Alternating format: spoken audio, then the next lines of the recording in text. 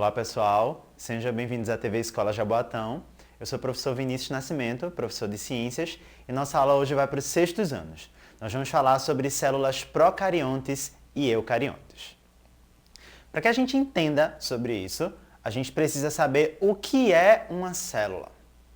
Então, por definição, as células são as unidades funcionais e estruturais básicas dos seres vivos. Ou seja, são aquilo de que é constituído todos os seres vivos. É a unidade básica. Assim como as nossas casas, as paredes são feitas de tijolos, o organismo de todos os seres vivos é feito de células, seja uma ou mais células. Mas as células possuem algumas características. Elas são, por exemplo, microscópicas, elas não podem ser normalmente enxergadas a olho nu. Mas tem algumas características típicas delas. Por exemplo, as células em geral possuem três partes básicas, que são a membrana plasmática, que é essa parte da superfície que protege a célula, o citoplasma, que é o conteúdo do interior da célula, e essa estruturazinha que é chamada de núcleo, que está bastante relacionada ao DNA e ao controle das funções da célula. Só que existem muitos tipos de células diferentes. Se a gente conseguir observar aí, a gente tem somente alguns. Ainda existem outras células que são ainda mais diferentes do que essas. A gente classifica normalmente as células em dois tipos: células procariontes e eucariontes. Qual é a diferença básica entre elas? É a presença do núcleo. Nas células procariontes, como está exemplificado aí à direita, essa célula amarela, não existe núcleo celular. O DNA está disperso no citoplasma e não possuem todas as outras estruturas membranosas semelhantes ao núcleo que a gente vai encontrar nas células eucariontes, representadas em azul aí do lado esquerdo. Se a gente for observar as células procariontes, a gente vai observar que elas são muito mais simples.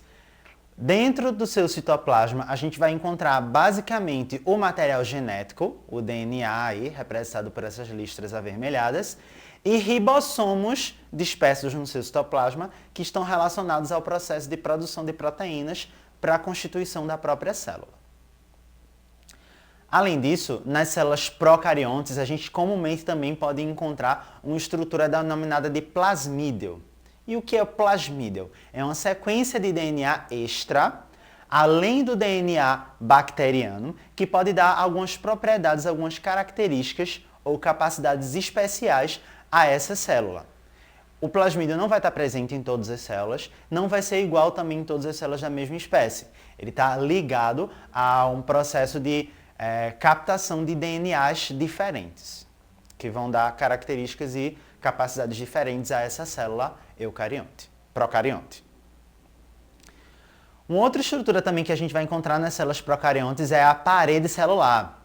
Ela sempre vai estar presente aí nessas células procariontes e ela basicamente pode ser de dois tipos. A gente costuma classificar como as bactérias gram-positivas e gram-negativas. Essa nomenclatura está ligada a um tipo de coloração, uma forma de colorir essas bactérias para que elas possam ser vistas ao microscópio. Aquelas que podem ser, que fixam um corante chamado corante de gram, são chamadas de gram-positivas. Aquelas que não fixam são chamadas de gram-negativas.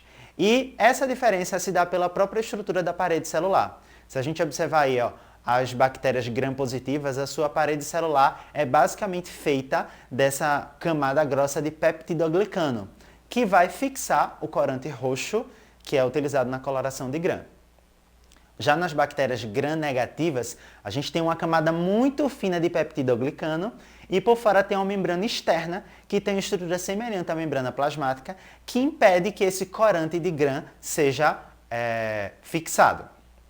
É claro que essas não são as únicas diferenças. Por exemplo, nas bactérias gram-negativas existe essa camada de lipopolissacarídeo, que é um tipo de toxina que faz com que a maioria das bactérias gram-negativas tenha uma patogenicidade maior, ou seja, uma capacidade maior de provocar doenças naqueles organismos que elas infectam.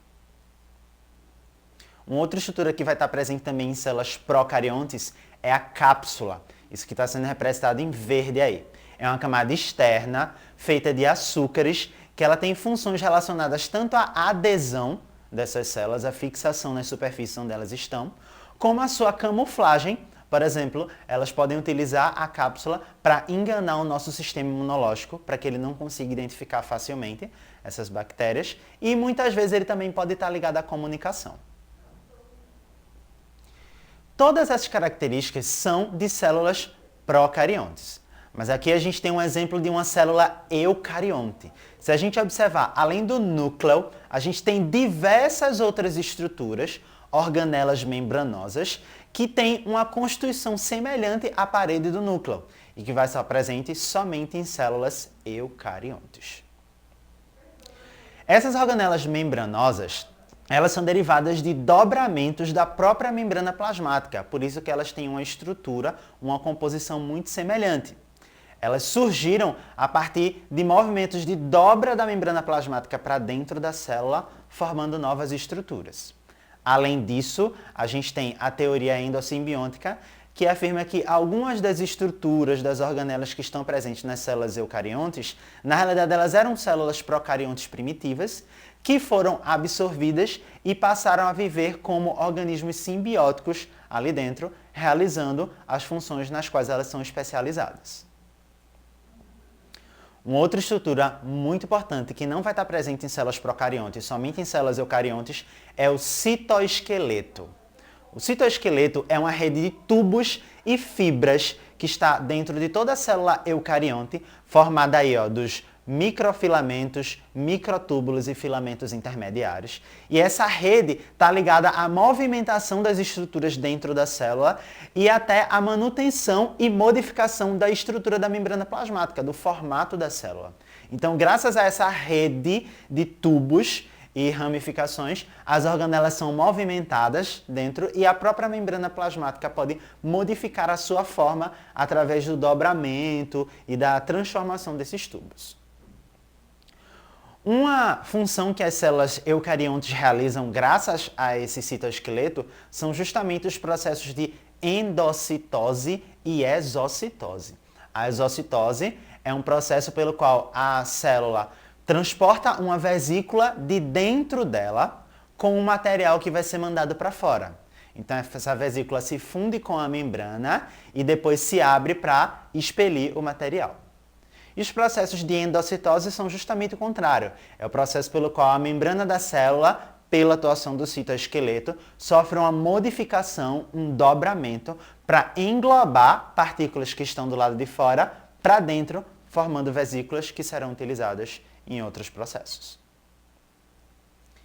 Então, considerando tudo isso que a gente falou, eu quero que você pesquise e anote no seu caderno exemplos de seres vivos procariontes e seres vivos eucariontes. É o nosso desafio de hoje, ok? Então é isso, pessoal. Bom estudo e até a próxima aula.